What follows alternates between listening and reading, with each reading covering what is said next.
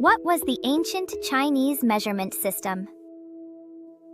The Chinese character qi is a unit of length. How long is 3 qi? Surprisingly, the answer is more than just one. Even the same qi could be different lengths depending on the time period. The qi system was a way to measure length, weight, and volume using basic units like qi, jin, and sheng. The qi system began with our own bodies, using the length of a hand or the span of a palm. Ancient writings even said, if we stretch our fingers, we can find out how long tun is. If we spread our palm, we can find out how long qi is. The smaller unit than a qi was a tun, roughly the width of a finger. For bigger measurements, there was the zhang, which grouped 10 qi together.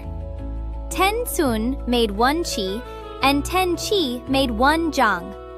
It uses the neat and simple decimal system. The problem was that everyone's hand size is different, so people began making standard rulers to measure consistently. When China became a unified country, rulers were standardized even more. One famous story tells how Emperor Qin Shi Huang set uniform weights and measures. Even with a standard qi, why is there still more than one answer?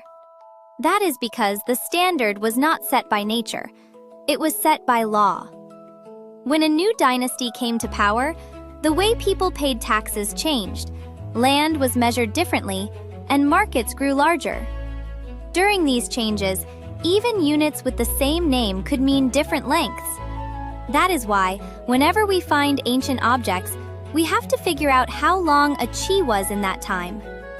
The qi was not only a unit of length, but also a clue to the time period. From the Warring States to the Han Dynasty, a qi was about 23 to 24 centimeters. By the Song Dynasty, it had grown to about 30.72 centimeters. Today, in China, the qi is standardized to 1/3 of a meter, about 33.33 centimeters. If we do not know these differences, reading classics can be confusing. Characters suddenly seem like giants. For example, if a man is said to be 1 zhang tall, and we use today's qi, he would be over 3 meters. He seems like a giant, but then we have to ask, which era's zhang is this? If we imagine a qi as too short, 3 qi would be the size of a baby. If we imagine it as too long, 3 qi would be as tall as a young child in elementary school. If we use the qi from the Song Dynasty, which was about 30.72 centimeters, 3 qi comes to roughly 92 centimeters. Then we can finally picture a child around 3 years old. Weight worked in a similar way. In ancient China, grains like millet were the standard. Very small units like ju were grouped into liang and jin. During the Warring States to Qin period, 1 jin was about 250 grams, but later dynasties changed this value. Today, in Chinese markets, 1 jin is 500 grams.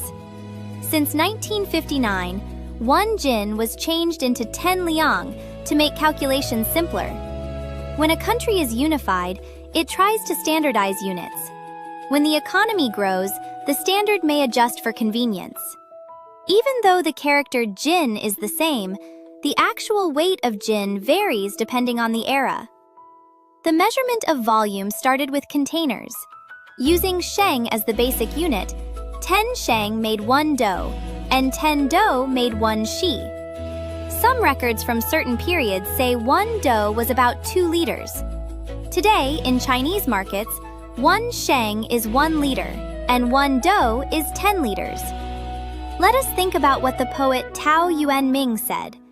He is famous in Chinese literature for leaving his government job to live in the countryside.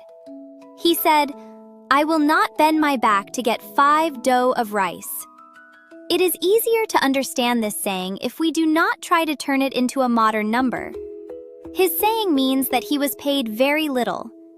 In a time when units were not always the same, Even this small amount of rice could feel almost nothing, especially in front of those in power. Even the 5 dough would feel different depending on the era. Units are tools to measure things, but they are also part of how time and society organize the world. The value of numbers does not change. It is the system behind numbers that changes. That is why humans made rulers and scales, set standards, and adjusted them again in every era. Then, could the standards we take for granted today be seen as having no single answer by someone far in the future?